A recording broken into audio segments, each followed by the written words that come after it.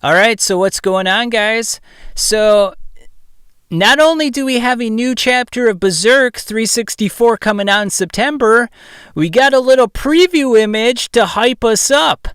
So, without further ado, let's get right into it and see if we can kind of unearth the clues hidden within. So as you can see here, the first little panel has Casca holding the Moonlight boy. And of course, she has a great affinity with the boy. She gave birth to the demon child. And as we know, the demon child went inside the egg of the perfect world and ended up fusing with Griffith. So, this is essentially her child, and she has a great affinity, a great love for the child. And you can even see this with Guts as well. The panel to the left of that, he's putting his hand on the child's head. That's a very fatherly sort of gesture there. So very interesting. And then below Casca's image, we see Guts kind of staring up at the moon or staring up at the sky. Kind of reminds me of the time when Guts was on Roderick's boat and he was staring up at the Moonlight boy traveling on the world spiral tree. So that's very interesting. And then to the left of that, we see the Moonlight boy on top of Guts. And if you remember from when they were at the sea, they were sort of just hunkering down for the night, just kind of eating some food and whatnot. And Moonlight Boy started playing with Guts, and then eventually he fell down. Guts and Casca went to catch him, and then they caught him at the same time, and they were sort of embracing each other. And Isidro makes a comment where kind of look like a family.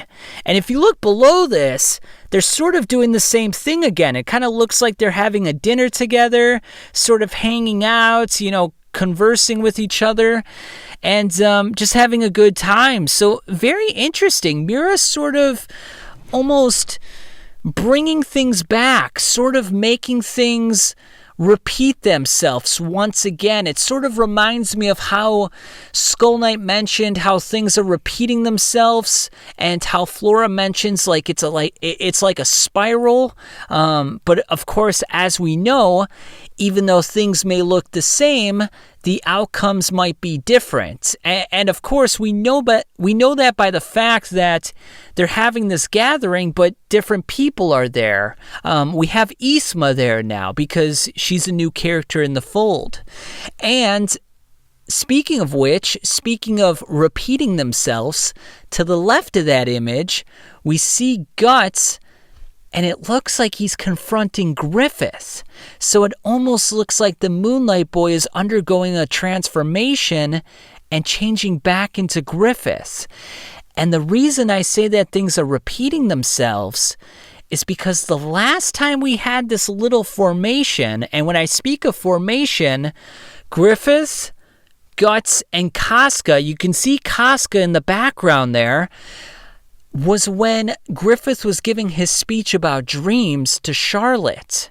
Now, to be fair, I have to give credit to some people on Twitter because I saw a couple people talking about this and I'm like, oh my God, that's right. Griffith was on top of the staircase.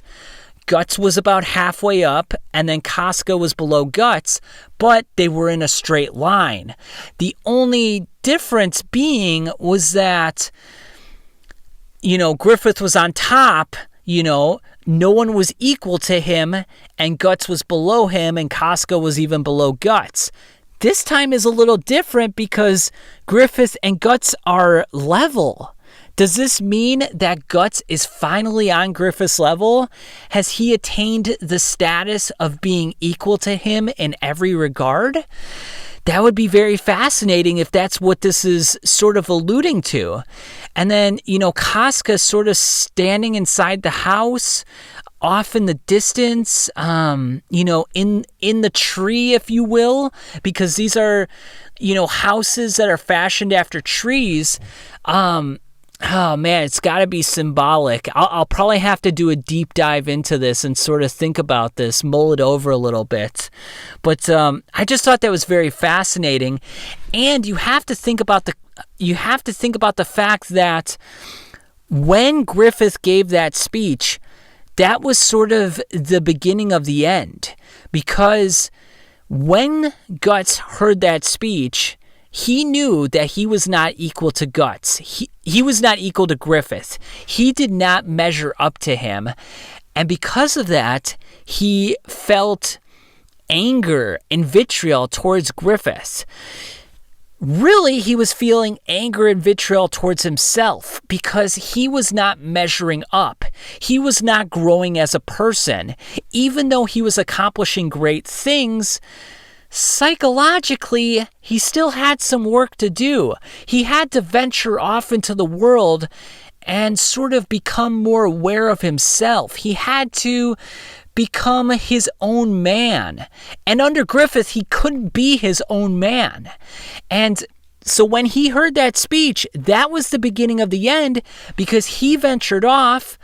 Griffith got desperate, had sex with Charlotte, and then eventually landed in the Midland torture chambers. And then that's what led to the eclipse. And then, everything went to shit from there. So does this mean that now that it's sort of replaying itself, that things are going to work themselves out for the three? Are things going to start to get better from here? Instead of the beginning of the end, is it going to be the beginning of the beginning? Like a new start for them and sort of a better, healthier relationship? I don't know. Very interesting stuff. Tell me what you guys think in the comments. And goddamn, September 10th cannot come here quick enough. And yeah, I'll catch you guys on the flip side.